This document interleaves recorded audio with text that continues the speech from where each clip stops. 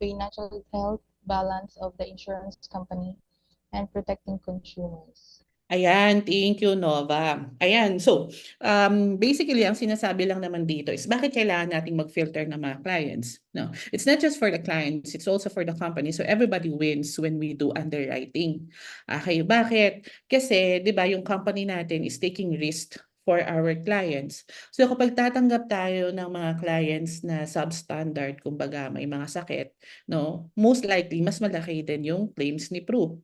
Tama? So, kung mas malaki yung claims ni Pru, saan niya kukunin yon? Sa insurance charges. Okay? And dun sa insurance charges, di ba, it affects everybody. Lahat tayo nagbabayad ng insurance charges. Okay? Gets ba natin yun, guys? Okay? So, kapag yung kailangan nating balance din yung mga portfolio ng clients ng company natin so that it will be an affordable insurance for everybody. Okay? Yes, may nagdo-drawing. Alam niyo ba, meron ako binasa recently lang. Wait lang ha. Paano ba burahin yung drawing na to? May binasa akong article nito lang. Sabi, sa US daw, no? Sa US wherein the insurability or the insurance penetration is above 87%. No? So ibig sabihin nun, 87% of their population is insured. No? Ang insurance fraud sa kanila is costing 306 billion. 306 billion dollars ang epekto ng insurance fraud sa mga companies doon sa US. And bakit may insurance fraud? Because of underwriting, nakakalusot sa underwriting. Yung mga tao na supposedly hindi dapat insured, na i-insure. Okay? So in turn, nakaka-claim. Okay? So again, yung claims na yun, nakaka-affect doon sa premiums. Okay? So sabi doon sa article na nabasa ko, no, dahil sa insurance fraud na yun, it's costing every average American of $900 per year. Tumataas yung premium na kailangan nilang bayaran kasi ang daming nag-claim. And then again, saan ba kinukuha yung claims? Doon sa insurance charges. Okay, so we need to balance out, no, for our company yung mga clients na pumapasok, preferably mga healthy, no? Kasi itong mga healthy people na to, inaasahan natin hindi agad-agad mag-claim. Okay, kumbaga maghuhulog sila ng matagal na matagal bago nila kailangan mag-claim. Okay, so ganun ka-importante ang underwriting. Hold on. Okay, so next, sabi dito, pabasa naman, Monica. When an individual applies for insurance coverage, he or she is basically asking the insurance company to take on the potential risk of having to pay a claim in future. Ayan, thank you, Monica. Ayan, so kapag may bago kang client, Monica, no, hindi lang siya basta nag-iipon lang sa company, nag-i-invest sa company, no? That client is asking the company to guarantee millions in the future. Alright? So hindi siya one way lang, guys, no? Kumbaga yung client, hindi lang yung clients natin yung nag-i-invest sa company. Yung company natin nag-i-invest din sa mga clients natin. And that is why we need to filter those clients. Okay? Ayan. So moving on, no? So gets na natin kung ano yung underwriting. Thumbs up nga kung nagigets na natin 'yon. Uy, alam niyo ba may magic ulit dito sa Zoom. Try niyo mag-thumbs up. May lalabas na ano. Uy, napapahiya ako. Asan na? Ayun. Kita niyo? May thumbs up sa mukha ko. Paano pag dalawa? Try niyo sa Zoom. Ba't sa amin mo lang ganun? Ayan o. Sana kinakain niyo. Meron sa Sa akin ang dami. Kulang sa amin. Meron pa nga, wait lang. Bago tayo magtulog, kasi masyadong mas seryoso yung pinag-uusapan natin. Saan na ngayon? Wait lang. Anyway, no, meron pa nga pa fireworks. Anyway, so sino yung nag-underwrite? Okay, so nag-thumbs up naman tayo, no? So basically, no, underwriting, that is when we filter clients.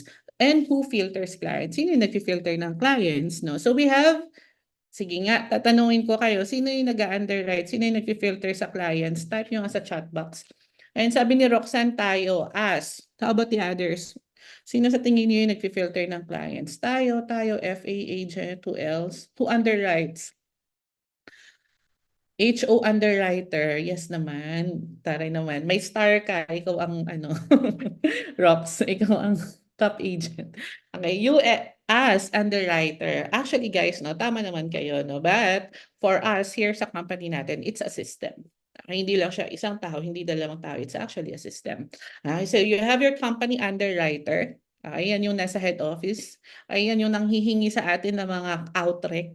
Ayan yung nanghihingi sa ng pa-medical. Sila yon. That's the company underwriter. Sila yung nagpa-final decision.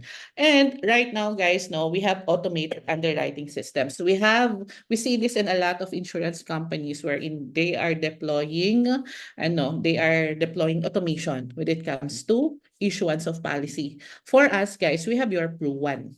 Diba? So si Pru1, that's also an underwriter. That's an automated underwriter. Kaya nga nakakapag-decide siya kung sino yung i-issue niya, kung sino yung i-approve niya, sino yung i-refer niya to underwriters sa head office. Kaya guys, mga rookies natin, no, yung mga tanong sa Pru1, hindi lang yun basta mga tanong. Okay? There's a rationale behind those questions. Naalala ko lang nung bagong-bago ako, first application ko to. No?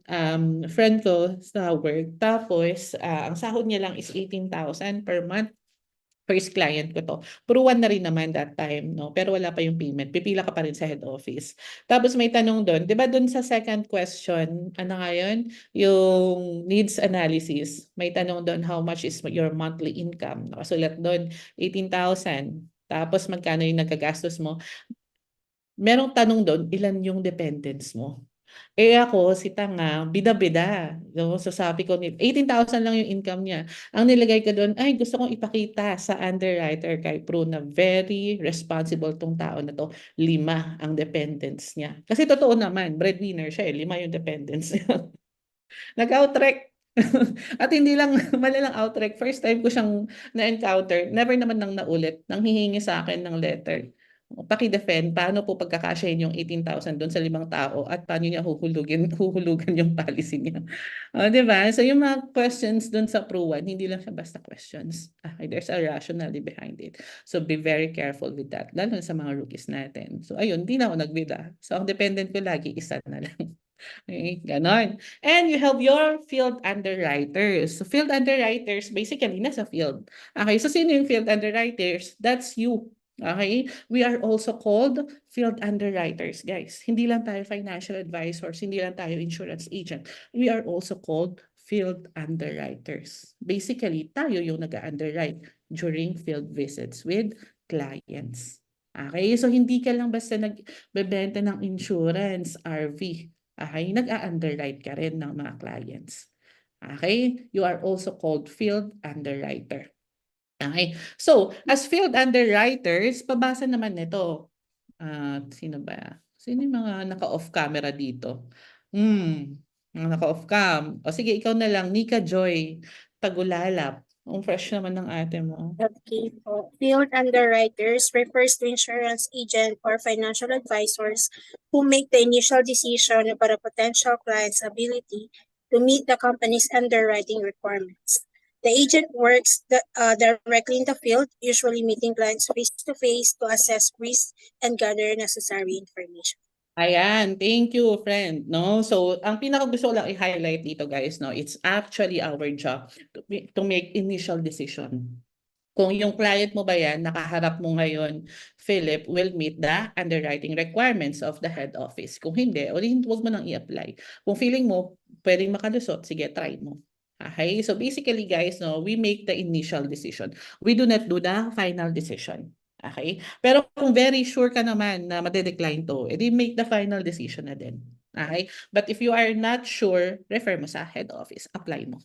Okay? So as financial advisors, guys, no, we meet clients, no, we see them personally or pwede rin via Zoom, no, and then during our conversation, syempre hindi lang puro chismis yan, di ba? You ask about their family, you ask about their health and whatnot, kasi nga, during those interviews, you are also assessing the risk for that client, kung papasa ba siya sa head office.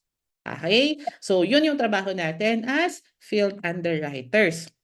Okay? So as field underwriters, basically guys, no, we are mediators. Okay? Nasa gitna tayo. Okay? Nung clients and ng company. 'Di ba, as much as possible, gusto natin yung mga clients natin ma-insure.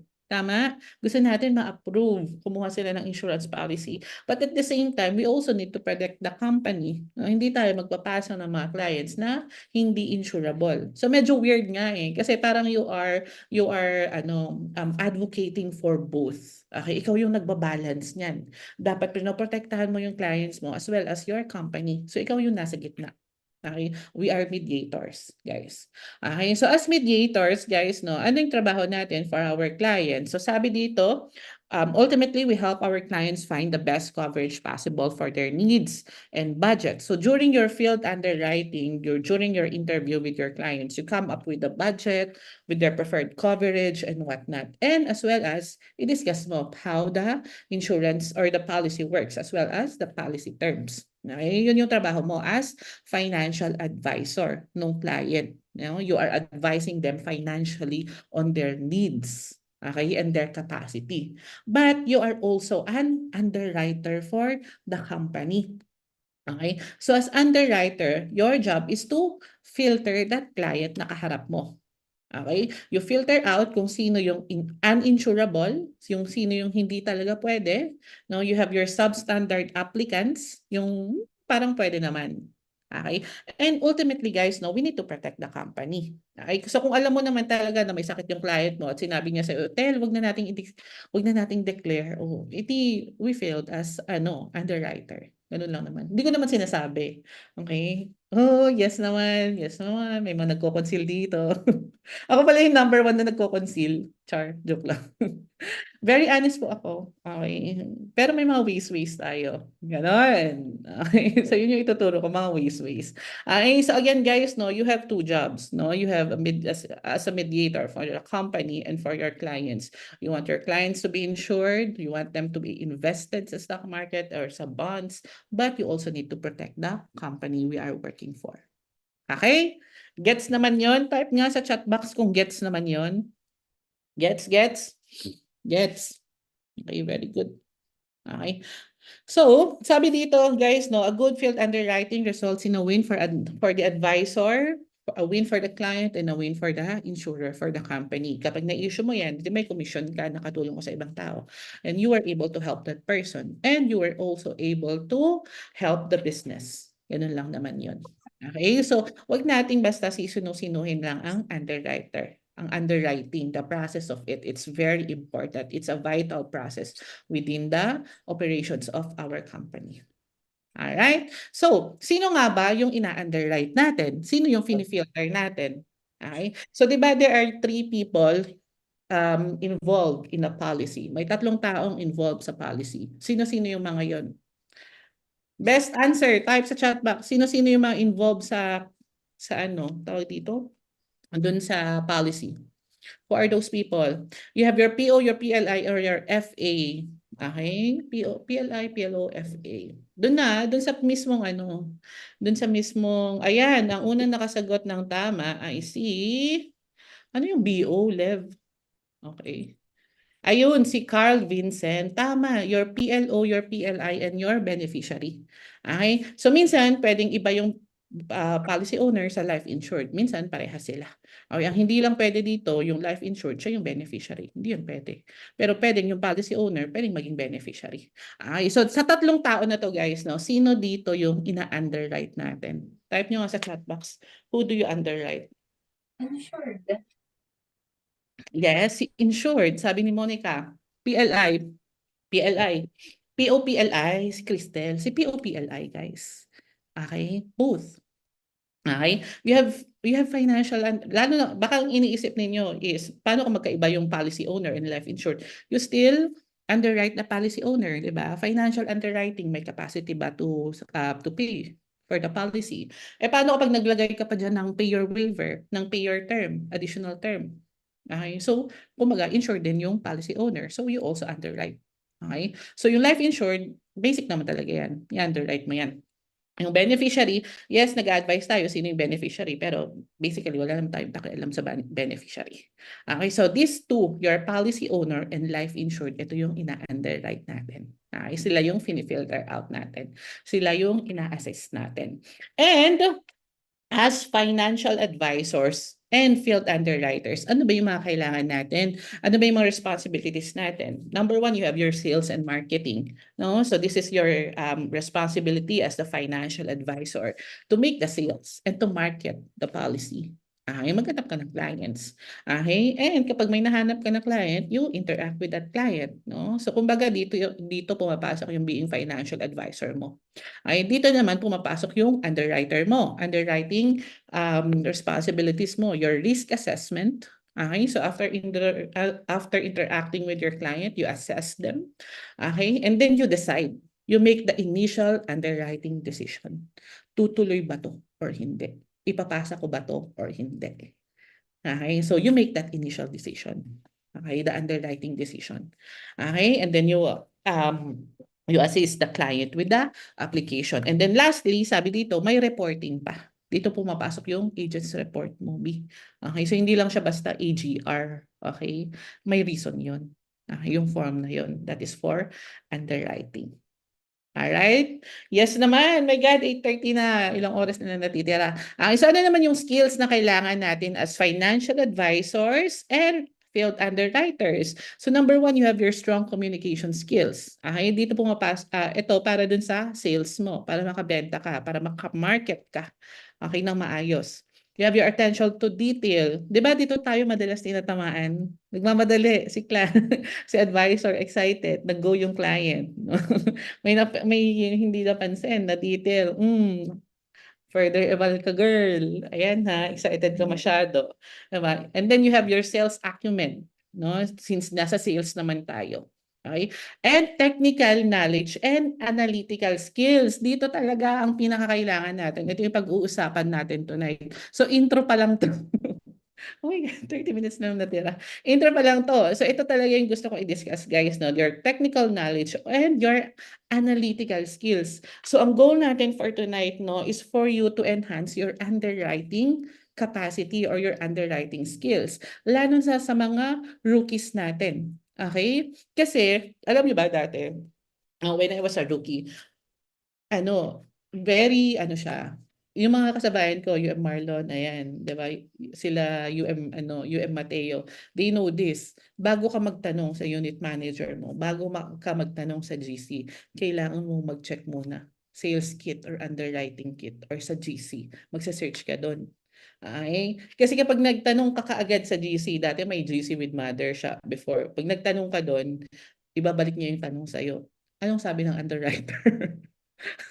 Anong sabi sa sales kit? So basically, ikaw din talaga sasagot doon. So ito yung kailangan nating i-enhance, guys, no? Yung paggamit ng underwriting kit and ng sales kit. Dito papasok yung technical knowledge mo and your analytical skills. Okay, so dito kayo tutulungan. So ngayon, guys, sino dito ang merong underwriting or sales kit? Kahit alin naman dyan. Type me nga sa chat box kung meron ka niyan. Yan, si Nathaniel, si Mary, si Noel. Lahat naman meron. Sinong wala? Type mo nga no kung wala kang copy niyan. Okay. Type mo no kung wala kang copy. No or none. So lahat meron. No? Supposedly lahat meron, guys. Okay? Kasi kapag nag-debriefing ka, 'di ba kapag during the briefing, ini-email yan ni Jen, 'di ba? Tapos dinidiscuss pa yun sa debriefing. So supposedly lahat tayo.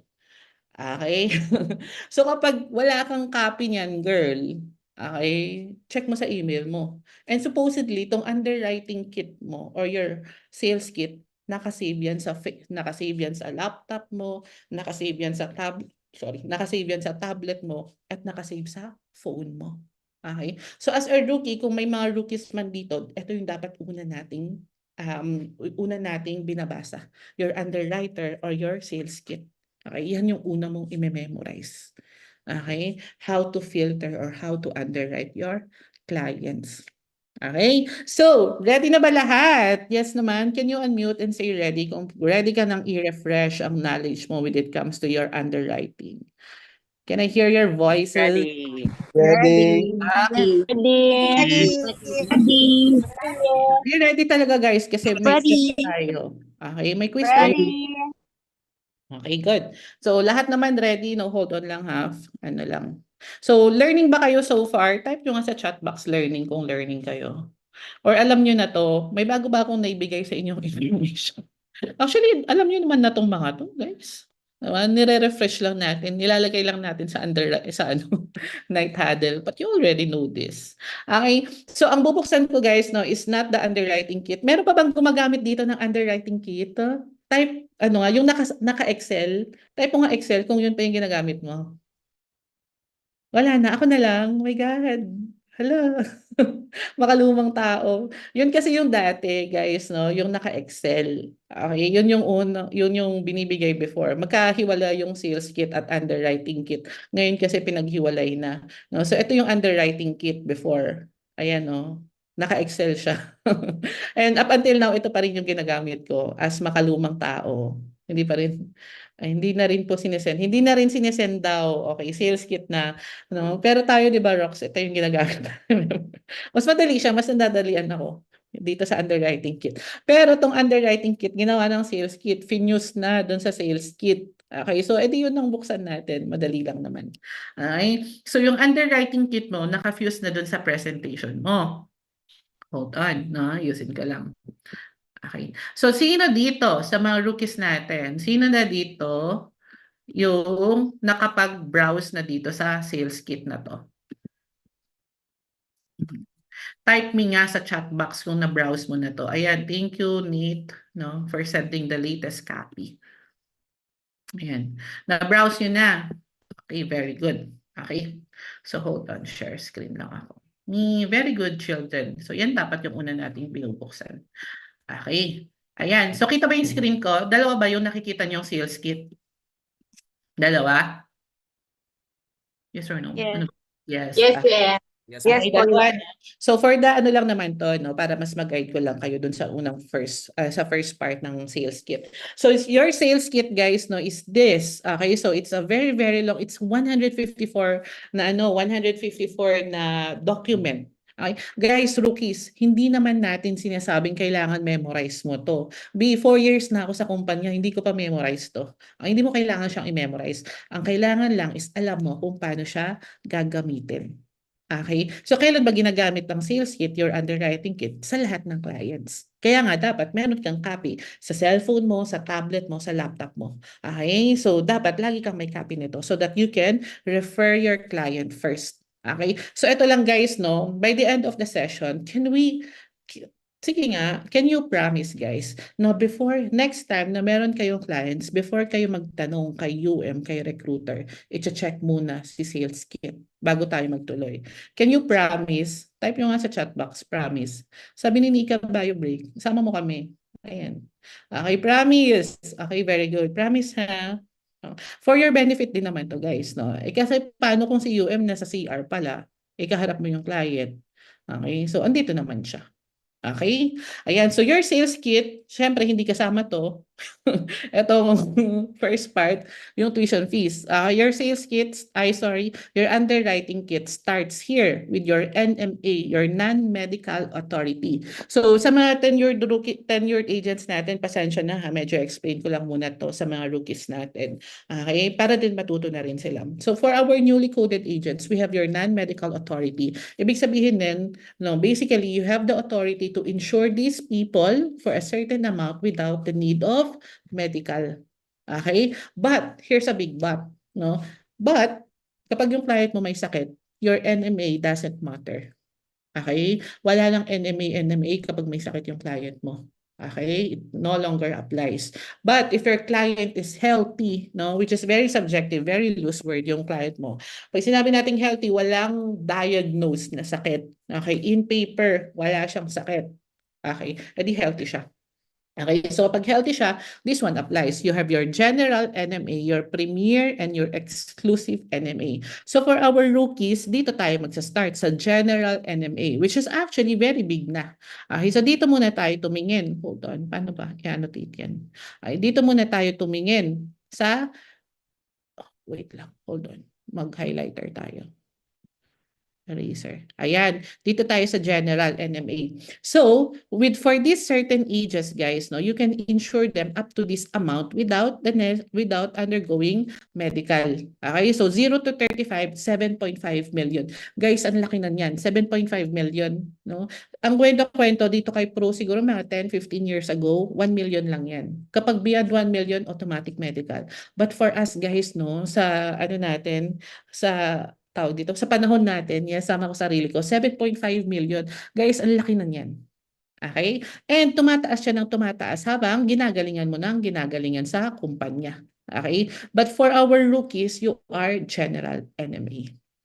Okay? So 0 to 35, 7.5 million. So kapag may client ka, pangalan nito, hold on. Kapag may client ka, Mary Rose, tapos sabihin niya sa'yo, Mary Rose, gusto ko ng 10 million na insurance. Ay, alam mo na, Matic, wait lang, 10 million. Ang alam ko, 7.5 ako. Kung rookie ka. Ay, pag sinabi ng client mo, 5 million ang gusto ko. Ay, wait lang, si client ko, 5 million daw. So kapag beyond siya that, medical. Okay? So paano tataas yung NMA mo? Ayan, no, kailangan mo lang galingan sa kumpanya basically. Okay, ganun lang naman yun. Okay, the next level will be your premier level, which means kailangan mo ng 1.5 million rolling 12 months. Okay? So pwedeng nag-start yan last year ng September up until August this year, naka 1.5 million ka na benta. Okay? Ayan. So kapag paano kapag yung client mo, gusto ko talaga Melanie, gusto ko talaga ng 10 million. 10 million na sum assured. Ay, by the way, ano ba yung sinasama natin dito, no? Pag sinabi nating 7.5 million, that's your basic sum assured plus. Okay? Basic sum assured or your death benefit. Okay? Pero hindi lang 'yon yung kina-count. Kapag meron ka pang rider na nilagay dyan na hindi accelerated, counted din 'yon. Okay? So for example, your Life Care Plus, ito yung critical illness na hindi binabawas sa sum assured. So for example, nagbigay ka dyan ng 2 million sum assured death benefit plus 1 million Life Care Plus, 3 million na yon kaagad. Okay? So basta may word na plus, guys, no, ibig sabihin sinasama yan sa counting. Okay? You also have your additional term rider and your waiver. Okay? Waiver niyan, multiply mo lang. Okay? Dito. Yan na yun. Add mo lang yun. Alright? So again guys, no, minsan kasi may mga client magtatanong, ay bakit pinag-medical yung client ko? Ito lang naman yung yung sum assured. Check mo muna yung riders din kasi counted yun. Alright? So, paano kapag yung client mo, Melanie, nag-insist, ay gusto ko kasi talaga, yung client mo, 60 years old, nag-insist, gusto ko talaga, 4 million. O, dito ka papasok, 4 million. Dito. So, ito guys, no, yung tatlong tables na to, same lang naman doon dito sa NMA mo. Pero hinati-hati lang. Okay? So kapag rookie ka, no, you have your general. Dito ka tumingin. Huwag ka nang tumalon dito sa premier kung hindi ka naman premier. Okay? Kapag exclusive ka, dito ka tumingin. Okay? So sino ba yung mga exclusive? You have your branch managers, your MDRTs and whatnot. Okay? So as a rookie guys, no, dito ka unang titingin kung bago kang coded. So kapag yung client mo, 60 years old, nanghingi sa'yo ng 4 million, ito yung hihinging requirements. Matic. You have your FME and your MUR. Alright? Ano ibig sabihin ng FME, MUR? Andito, FME, MUR, full medical exam and your microurinalysis. Okay? So yun yung first, guys, no? Your NMA, you have to consider that. Alright? Questions? Meron? Wala? Clear naman? Type K nga kung clear naman. Okay? Type K. Okay, very good guys. So clear naman siya so far. Next naman natin dito. So done na tayo dito sa NMA. Let's talk about your underwriting requirements. Yung client ko may diabetes. Insurable ba to? Kapag may nagtatanong sa akin, binabalik ko muna, anong sabi sa underwriter? Okay, so we have also here list of medical conditions which might be insurable or not. Ito lang ang rule niyan, guys. Kapag nagsabi sa iyo ng client mo, ay may sakit kasi ako. First, dapat may papel. Okay, ibig sabihin nun, doktor yung nag-diagnose. Okay? Meron akong claim recently lang, January, no? May hypertension daw siya. Okay? So ngayon, hiningan ng ano, tawag dito, hiningan ng explanation ni Claims Department. Bakit ito sa application walang hypertension pero ngayon nagki-claim may hypertension. So apparently yung client pala bumili ng pang-BP sa Watsons, nag-BP o mataas daw o hypertension na daw. Okay? So kapag sinabi nating sakit guys, it should be coming from a doctor, not from the clients. Kapag magsabi yung client mo may hypertension ako, type mo lang, search mo lang, hypertension. Wait lang. Type mo lang dito, hanapin mo lang, tension. O hypertension. O ayan, sabi, kapag hypertension, you need FME. So that's your full medical exam, your microurinalysis, and attending physician statement. Okay, saan nanggagaling yung form na yan? Sa PRISM. Okay? So itong mga listahan na to guys, ng mga sakit. Okay? This is not definitive. Okay? Hindi yan kumbaga ito kasi compilation lang to ng mga previous cases ni Pru. Okay? So nagbabago-bago din siya. Ito nga tong asthma, FME-MUR siya. 'Di ba? Sabi dito kapag may asthma. Pero I know a case, 2 cases may asthma pero na-issue kaagad. Hindi nang hingi ng medical for the client. Okay, so pwede siyang magbago. Okay, so hindi to batas. Okay, hindi yan guide lang natin tong underwriter. Okay, gets naman yon mga B? Type nga, gets sa chat box kung nagigets naman natin. Okay, good. Si Noel lagi nag-type. Okay, very good. Ayan, so next time, kapag may client kayo nagsabi ng sakit, search mo muna dito, kung possible ba or kung may underwriting requirements. Okay, so hanapin mo lang, PCOS, you have your psoriasis, you have your TB dito, nagpa-remove, Ito yung mga madalas, 'di ba? Ectomy, Pteridectomy, ganyan, gallbladder removal, blah, blah, blah, blah, blah, blah. Andito yan, guys, So, before tayo magtanong kay UM sa recruiter natin, tulungan muna natin yung sarili natin. Mag-research ka muna sa sales kit. Okay? So, PCOS, ito madalas to sa mga babae. So, anong kailangan mo kapag PCOS? So, alam mo na. So, when meeting with your client, set ka na ng proper expectation. Mr. Client, or Mr. Client, Miss Client, may PCOS ka pala, So, asahan na natin for medical tayo, ha? Okay? So, nagsiset ka na. Okay, ng expectation sa mga clients mo. So that hindi tayo nagugulat, ay, ba't kailangan ng medical? Tapos saka mo i-relay kay client, ay, kailangan medical, ayoko na nga. Okay. So, kung nai-relay mo siya bago pa kayo mag-meet or bago nyo pa ipasa, at least expected na ng client mo. Okay? Next. Ito naman is medical conditions that are not acceptable or insurable. Okay, so again guys, guide lang to. Okay, pero somehow, itong mga to kasi galing na rin siya sa sa mga actual cases. So most likely accurate naman to. Okay, so kapag yung client mo merong tawag dito, amyloidosis o yan, kung ano-ano mga cysts yan, search mo muna. Okay? So, eto, naman to, very sure naman to, guys, decline talaga. Hindi talaga makakapasok.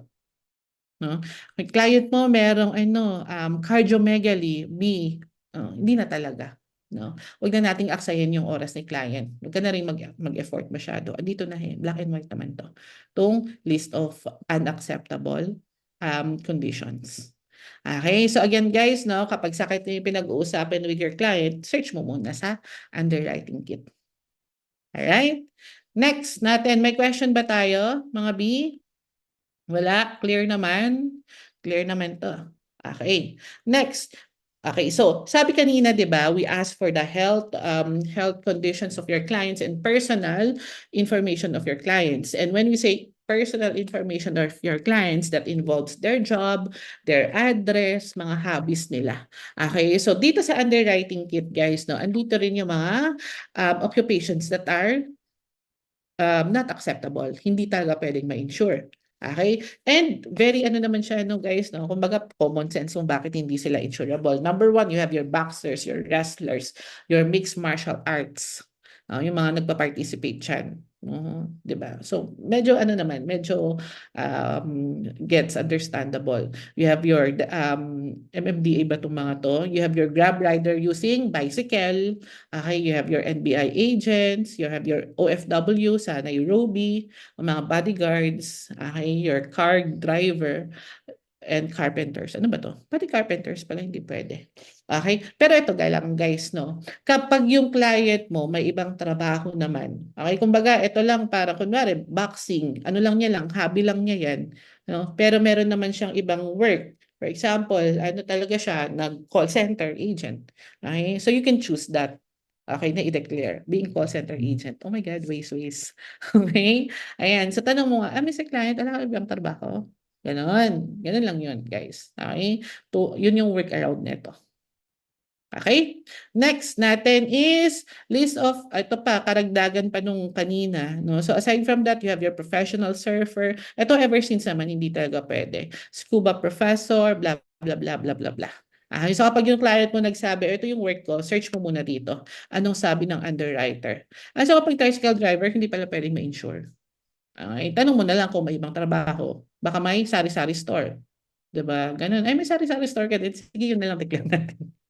Ganun lang, guys. O ito, yacht steward. Recently lang, meron talagang hindi tinanggap. Tinanong ko si Sir Nash, bakit hindi pwede yung nagtatrabaho sa mga, pwede yung cruise ship? Diba? Cruise ship, same naman nasa barko. Bakit hindi pwede yung nasa yate? No, kasi nga daw, sabi ni Sir Nash, mas regulated ang mga cruise ship kaysa sa mga yate. Kumbaga, yung safety regulations, mas regulated yung cruise ship. Okay, sige. Pero pinisip ko, talaga ba? Nahimik na lang ako. Okay. Okay. Next naman natin. Okay, so guys, no, ito, no, hindi lang to limited here. No, pwede rin may mga iba pang mga professions, guys, no, pwedeng hindi acceptable. So kapag sabi dito, kapag sari-sari store owner, pasok pa rin po ba sa waiver of premium due to disability? Yes, pasok pa rin kasi yun yung dineclare mo na trabaho. Okay? Yun lang naman yun. Pasok pa rin yun. Next natin. Okay, medical evaluations. Oh, so guys, no, yung kanina nilagay dito not acceptable. Ito naman yung mga so-so. Okay, yung parang pwede pang pumasok. Okay, so search mo na lang, no? Kapag yung client mo nagsasabi sa iyo, ito yung sakit ko, search mo dito. Okay, may ganito siyang sakit, may hernia. So sabi dito subject for medical evaluation. So pwede pa. Pwede pa 'yan. Okay? Anal fistula. Oh my God, anal fistula. Anal fistula can be accepted. Okay, so search mo lang dito. Okay? So kapag wala siya dito, wala dito eh. O di apply mo. Ganun lang naman 'yun.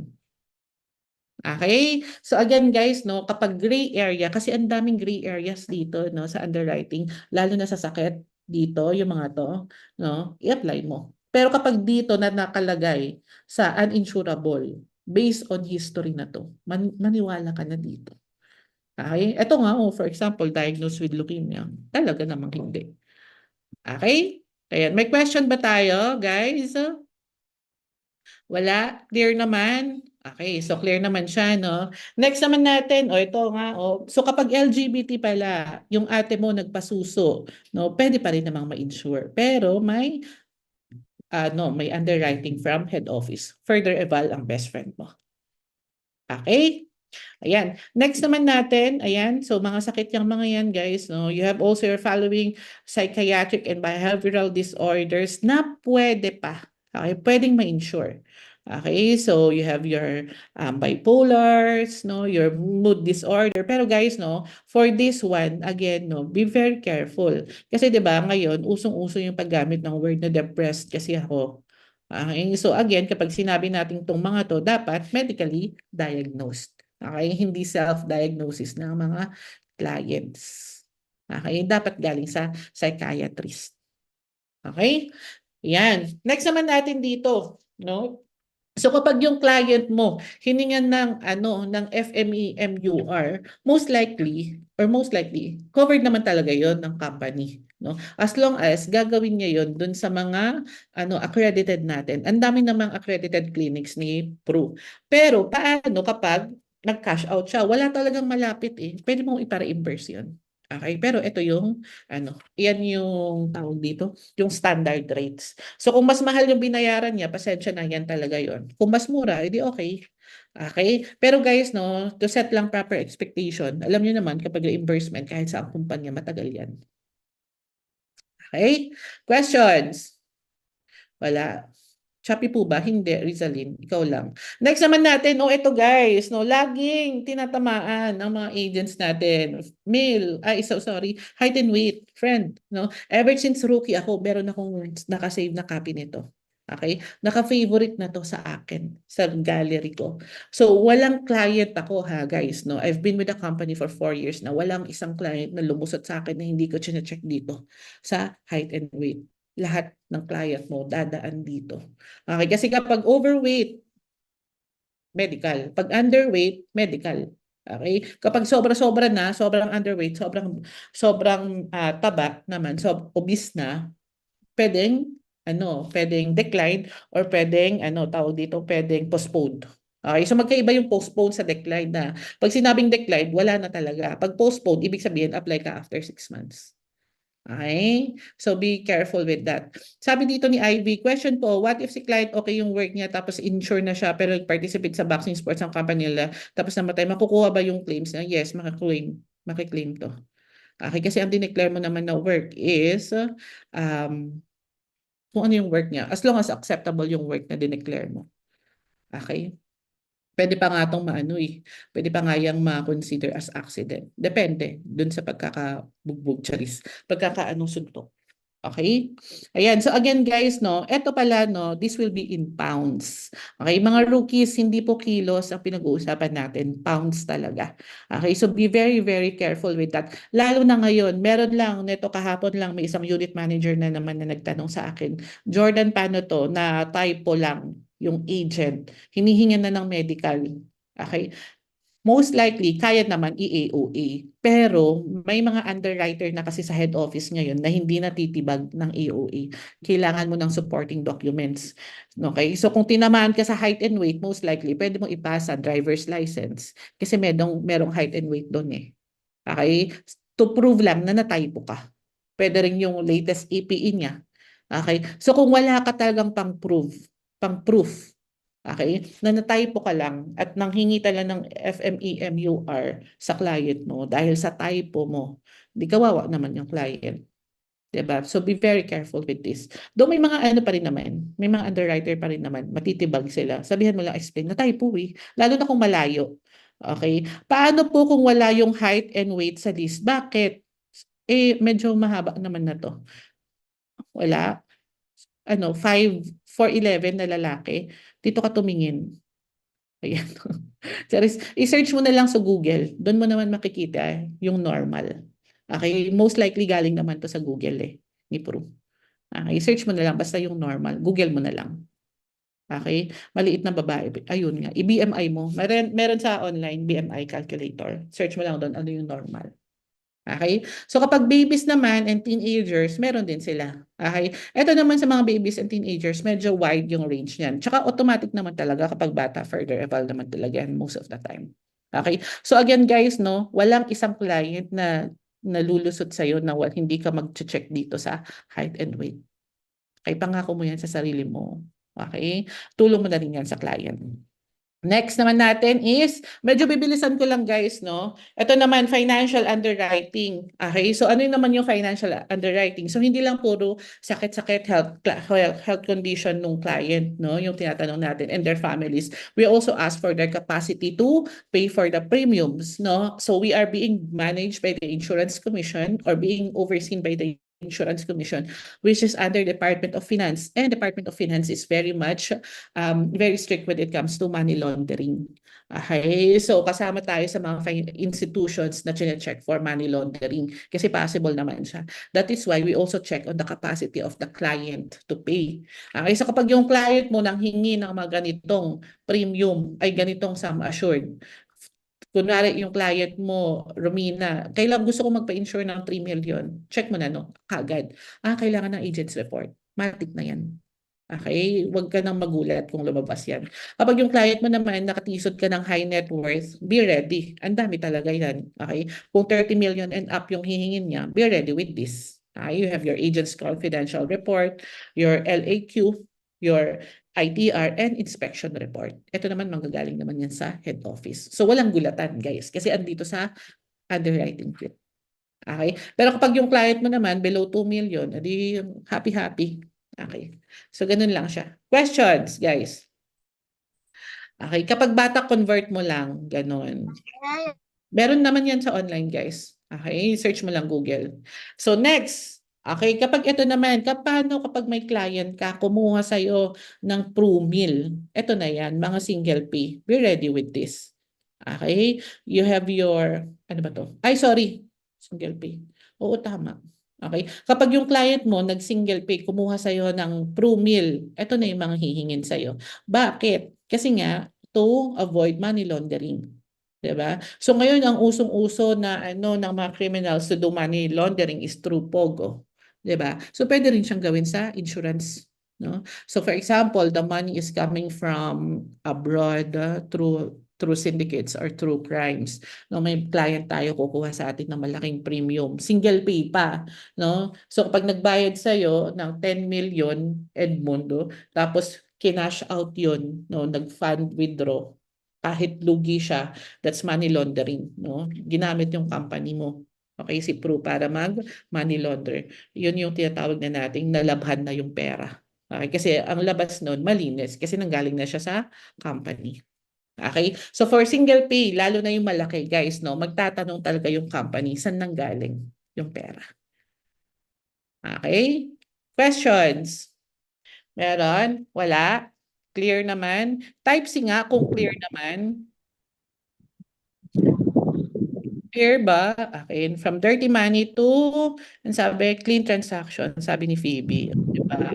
Next naman, paano naman kapag corporate yung client mo? Friend, meron ding ready si ProLife for you. Okay, check mo na lang dito.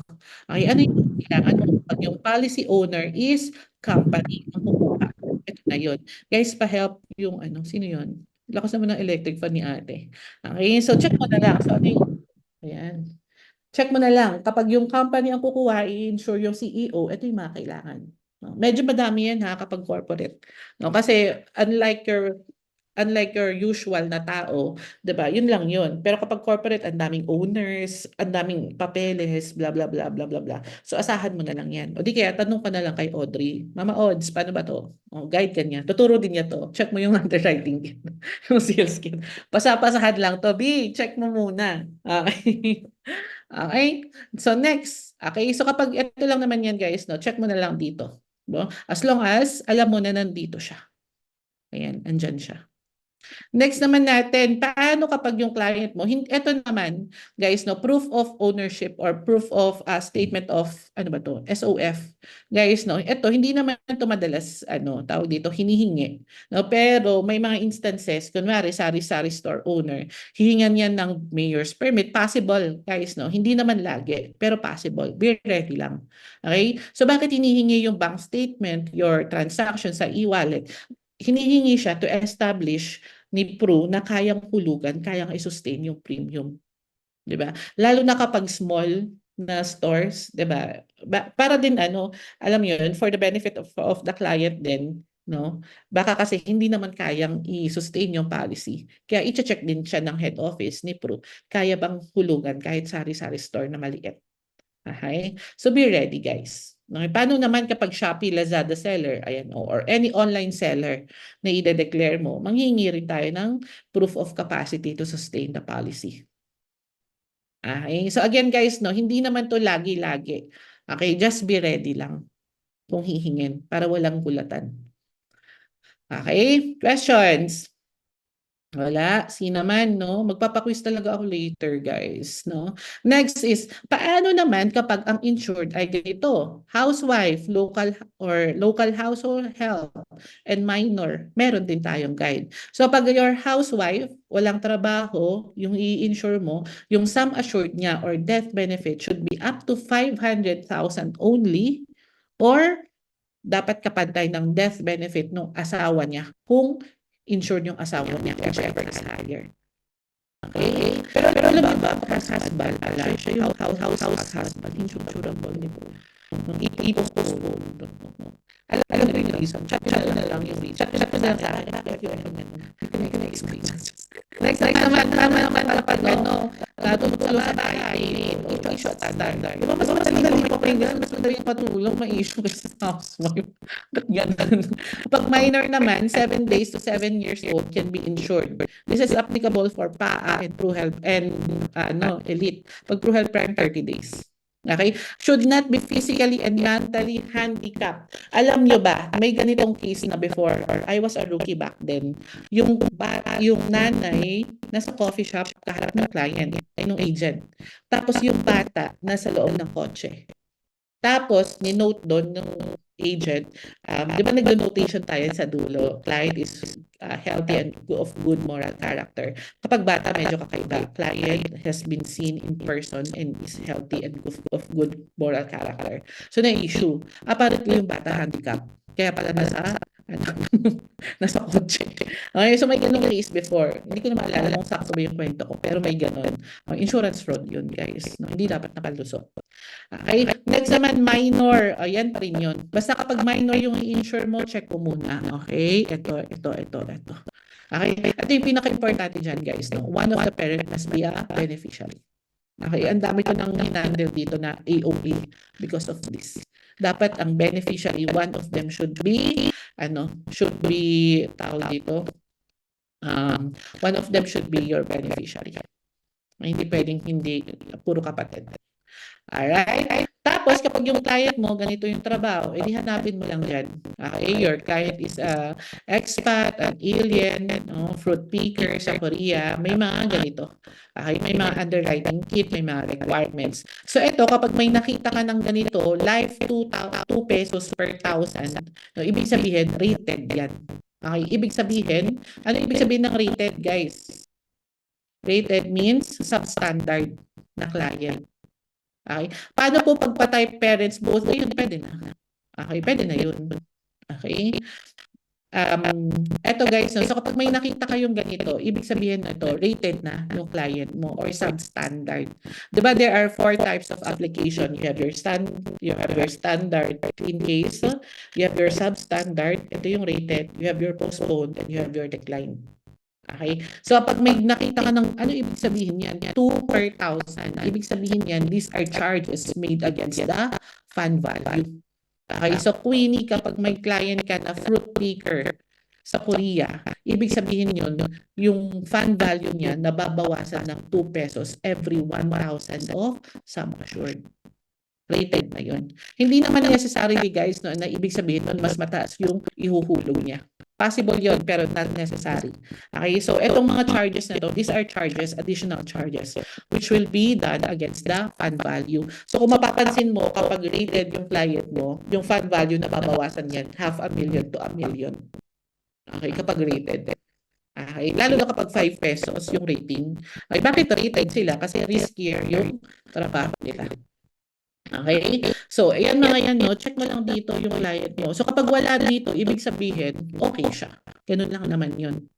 Okay? So, kapag pilot, sabi dito, pag pilot, may mga standard. So, okay naman. You have your additional questionnaire, your aviation. Okay? So, check mo muna dito. Ayan. Kapag politician, ito, maximum issue limit is up to 5 million. You have your flat extra of 5 pesos per 1,000. Ang laki ng charge sa kanila. Kasi, gets mo naman, politician yan eh. Okay, so very risky talaga yung trabaho nila. Okay, so again guys, no, andito to sa underwriting kit, sa sales kit. Yung mga balak mong itanong kay UM, bago mo itanong, dito siya. Okay, check mo lang muna. Ayan, so iba-ibang trabaho, iba-ibang requirements. UM, paano pag wala? Hindi wala, ibig sabihin, clean case. Ganun lang naman yun. I-issue mo lang, i-submit mo lang siya, tapos kapag binalik ni head office, UM, kapag ganito palang case, may ganito additional. O di, very good, may natutunan tayong bago. Ganun lang naman yun. Okay, ayan. So mga iba-ibang trabaho yan, iba-ibang requirements. Okay, Taylor, pag Taylor, standard, also please note that this is still subject for underwriter evaluation. Ibig sabihin yan, clean case. Ganun lang naman yan. Okay, so madaming klaseng trabaho, hindi na natin isa-isahin yan, basta andyan yan. Okay, do you have questions so far, guys? Wala, clear naman? Okay, clear. Okay, next natin, no? Ito. Dati, hindi tayo nakakapag-insure ng mga police and military, guys, no? Pero ngayon, possible na. Okay? Pero may limitation siya. Bakit hindi possible? Pwede. Kasi nga, police, di ba? They do operations, no? Very risky naman talaga. Sabi nga nila, kapag police daw yung asawa mo, paglabas din ng bahay, yung isang paa nandun na kaagad sa hukay. Nakabaon na agad sa hukay. So, medyo strict tayo when it comes to military officers, police officers. So, kapag medyo mataas na yung ranko, nasa office lang, you can insure them up to 2 million. Pag nag-field pa yan, okay, up to 1 million. And then you have your limitations here. Walang minimum lang yung accident, minimum lang yung ADD, pwede naman critical illness. Okay? So may limit siya. Hanapin mo na lang dito. Ito yung rank niya dati. Ito na yung bago. Nagbabago-bago pa kasi yung ranking nila. Ewan ko ba? Okay? Ayan. Next naman natin is your politically exposed person. Pag sinabi nating PEP, ito yung mga kagawad, mga kapitan, mga politicians. And hindi lang sila, kasama din yung family nila. Okay? So, ina-underwrite din natin sila. Medyo mas stricto tayo sa kanila. And gets nyo naman kung bakit, diba? Politics. Pag politics, aside sa risky sa life nila, yung finances din, medyo questionable. Okay, so may mga additional requirements for politicians. Check mo na lang based sa hinihingi niya. Okay? Next naman, hindi lang mga politicians, no? Andito rin mga judge, ay mga risky yung trabaho politically. Okay? Ayan. Uy, talaga, pati religious organization, pati bishops, talaga. O, diba? So, hindi ko alam yan. Ngayon ko lang nabasa yan. Okay? Pero alam ko may PEP. Tapos, meron din tayo mga underwriting guidelines based kung saan nagtatrabaho yung client mo. Okay, so check mo na lang kapag OFW yan, for example, sa Israel, sabi dito, decline. Okay, so wag ka na umasa na ma-insure mo yung client mo. Pwede pa siguro anak niya or asawa niya, pero hindi siya. Okay, so bakit? Alam niyo naman kung bakit, diba? Pastor po, meron po akong client. O, yan. Kami din, meron din, pastor. Okay naman siya. Sabi dito, bishop daw. Mas mataas pa siguro. Okay, pag sinabi nating PEP, hindi naman ibig sabihin nun, hindi sila may insure. Insurable, additional requirements lang. Okay? Ayan, possible siya. May hihingin lang tayong additional docs. Okay? So, check mo na lang guys, no? Lalo na OFW yung mga target natin na clients, di ba? So, check mo, pag standard, ibig sabihin, okay yan. Okay, pag decline talaga. Okay? Pag merong rating, ibig sabihin yan, no, additional charges against the fund value. Okay? Malaysia, you have standard. Pag Nigeria, decline. Okay? Ayan. Tapos, meron din tayo mga acronyms. Kunwari, nag-apasa ka, tapos binalik yung application. May sinabi doon, kailangan namin ng AFS, AOA, BEX, B. Check mo lang muna sa underwriting. Ano ibig sabihin ng mga yan? Meron yan. Okay? So, pag sinabing BEX, hindi BECLA. BEX means blood exam. Okay? Ayan. So, you have your, ito naman mga tawag dito, acronyms also. Yan mga medical requirements. Alright? Tapos, high-risk territories, guys, ibig sabihin nito, possible. Pero, subject to enhanced due diligence. Ibig sabihin, pwede naman. Pero again, baka merong limitations. Okay? Ayan. So, check mo lang muna dito. Pag sanctioned territories, ayan, Ukraine, diba? Most likely decline yan. Ang Iran, North Korea, diba? Ito naman, meron din sa Pilipinas. Kung mapapansin mo, Basilan, Maguindanao, Sulu, Tawi-Tawi, ito yung mga risky na places within the Philippines. Pwede naman yan. Pwede pa rin naman yan, guys. Try mo lang i-apply. Lalo na kung hindi na dyan nagtatrabaho. Try mo lang. Okay? High risk lang naman, hindi naman sinabing. Sabi dito, subject to enhanced due diligence. Hindi naman sinabing decline agad. Okay? Questions? Wala. I-end ko na muna to guys, no, so that meron pa tayong time for our quiz.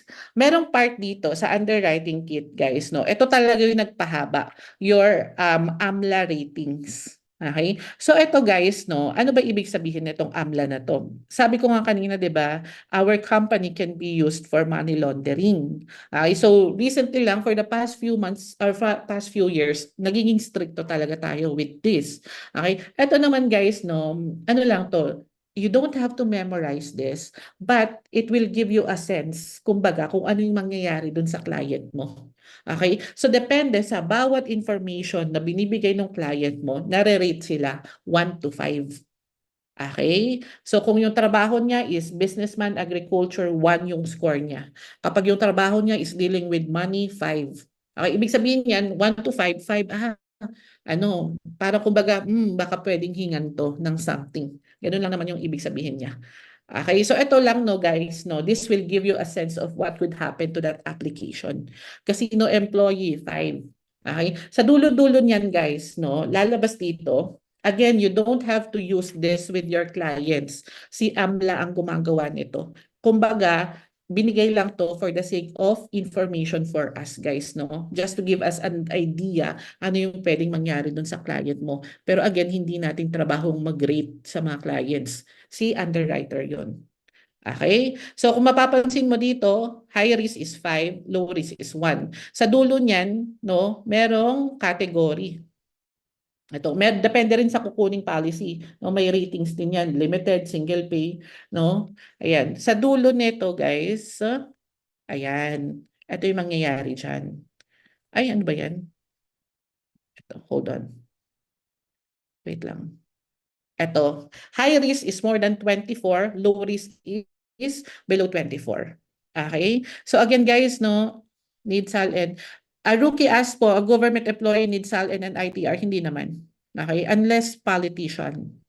Okay? Pero kung employee, okay lang yun. Okay? Actually, dapat sinearch mo muna siya. Kasi kapag sinearch mo, most likely wala yan. Okay? So ito guys, no, again, yung mga pagkahaba-haba na yon, yung nagpahaba nung underwriting kit na to, you don't have to do the scoring manually to your clients, but it will just to give you a sense na possible hingan ng kung ano-ano. Okay? So again guys, no, based dun sa mga kukunin niyang policy, information ng client, blah, blah, blah, blah, blah, blah. Ito, high risk is more than 24 points, low risk is below 24 points.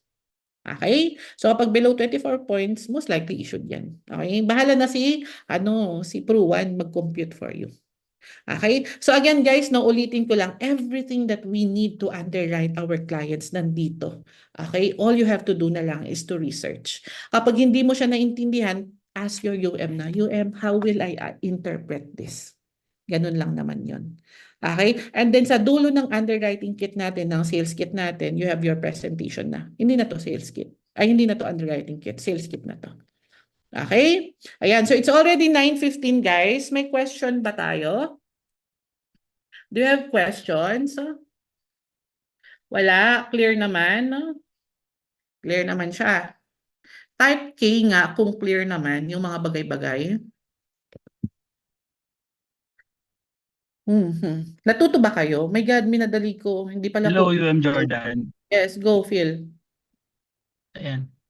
UM question lang po. Hmm. Kapag yung si client ba is na-decline na before, always decline na rin ba yung application niya sa mga susunod? Most likely, kasi declined eh. Pero kung postponed, pwede pa. Okay. Most likely, decline. I think kahit na kumbaga parang gumaling na din siya sa dati niyang existing condition.